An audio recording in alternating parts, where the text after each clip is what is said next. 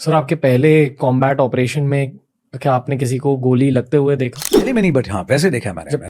मैं ऑपरेशन छोड़ी, मैं ट्रेनिंग कर देता हूँ। एक छोटा सा एग्जांपल, मैं असम राइफल में अपना नॉर्थ ईस्ट के अंदर एक ट्रेनिंग इवेंट था।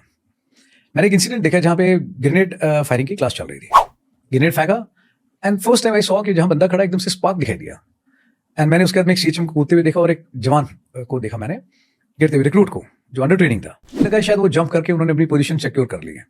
बट उसके बाद में चंद एक सेकंड के बाद में जब कोई हरकत नहीं, वो उठे नहीं, तो वहां दौड़ करके जब उनको चेक किया तो उस जवान का मैंने देखा, ही वाज जस्ट मुश्किल से ले देकर के 18 साल का था। गर्दन का ये जो हिस्सा है इतना इतना पूरा जो है गैप था, मतलब पूरा सब कुछ खत्म था। गर्दन ऐसे लटकी हुई थी एक साइड में। उस समय इधर उधर देखा, कुछ समझ में नहीं आया। कॉटन का बंडल था, वो उठा के उसकी गर्दन के बीच में फिट किया यहाँ पे, ताकि गर्दन एटलीस्ट एक पोजीशन में खड़ी रहे। और बालों से ऐसे पड़ा हुआ है। आई डोंट नो, शुक्र है विंड पाइप और बाकी चीज में नहीं लगी थी, but major portion from this side ना गॉन।